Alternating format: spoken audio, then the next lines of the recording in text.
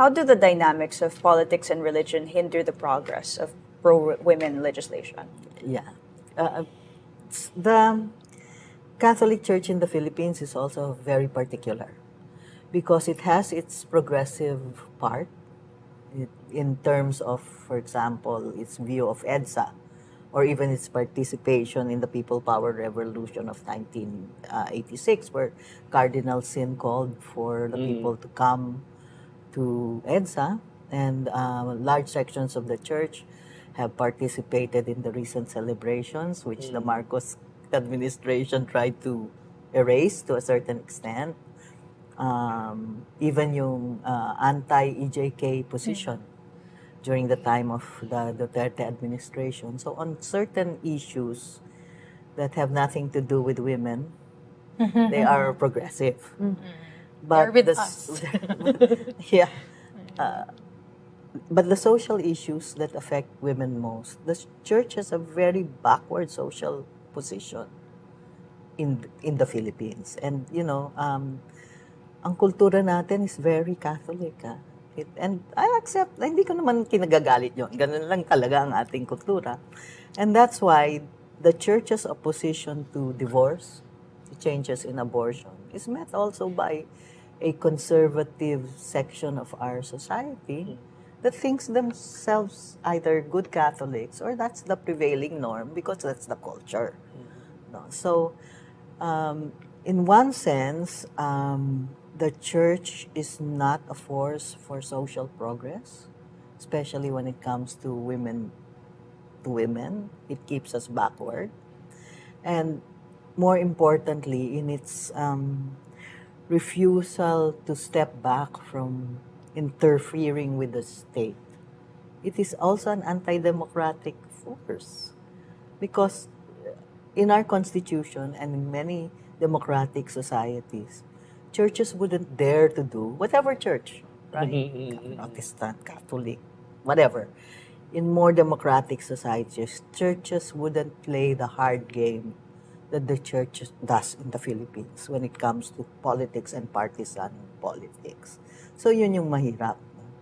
The church itself is an institution that is as patriarchal. And so we need to look at that as well. Pero sa Kongreso, kung titignan nyo rin, hindi lang mga Katoliko ang salungat sa There's this si Congressman Abante na hindi naman Katoliko na daig pang bulldog kung magbantay sa di ba? Yeah. Nagulat nga, pagdating doon nagkakasundo sila pagdating sa mga ganun. Kasi nga, we're talking, why do I say parang backward yung social policy ng church? Kasi talagang very protective siya of patriarchal culture. Kaya si Abante, baka hindi naman siya Katoliko, but he's one hell of a patriarch if you ask me. Yes. And I think yung power dynamics din like the church has so much power, elected officials have so much power, and I hope someday we'll have more feminist leaders in government, in legislative unit to push for this agenda. Parang napaka-rare kasi ng isang politiko na who crosses the church at hindi takot, no? Yeah. at nananalo. Yeah. Ilan-ilan lang yung mga ganyan. Yeah. Pero na-experience natin yan sa RH struggle, no? Sa bagay. Marami yan karamihan ng Pilipino at a certain point were already for the bill. And they knew the bill, na hindi lang yung, we're for contraceptives or reproductive. No, they knew yung laman ng bill, yung sinasabi ng bill, and you would get large majorities for contraceptive access. Even in Cebu, where supposedly very prominent ang archdiocese and simbahan, you would get pluralities, for example, in more controversial issues like services for adolescents or sexual education. Pero pluralities pa rin for the bill. Okay, and yet, yung mga kongresista, hindi nakikinig dun sa kalamihan, no? At maraming nagsasabi, I'm just following my bishop, I'm being a good Catholic, na gusto mong sabihin, have you read your constitution, sir? Diba? So, yun na nga yung sinasabi ko, ang hirap ng demokrasya. Kung ganyan. Kasi, kung sarili mong kongresista hindi nakikinig sa taong bayan, tapos hindi pa nagbabasa ng konstitusyon, problema natin yan, no? But that's the power talaga of the church.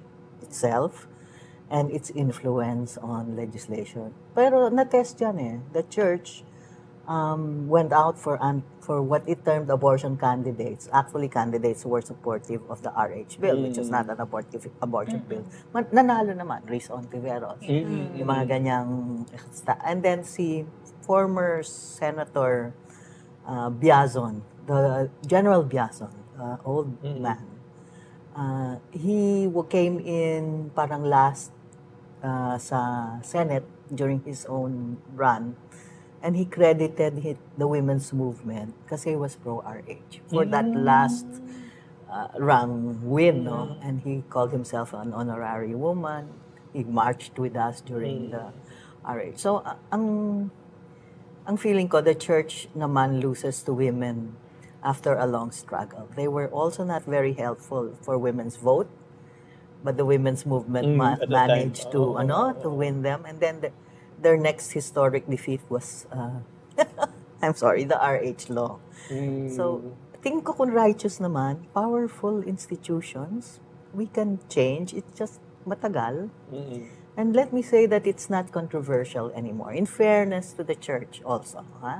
Once it was a law na, they don't seem to be going back to that issue. And they're still making our life difficult in many ways. But there is a growing parang acceptance even among members of the church, the public, which is very much Catholic still, and the church, some of the members of the church and the hierarchy itself. So, di rin naman sila unchanging.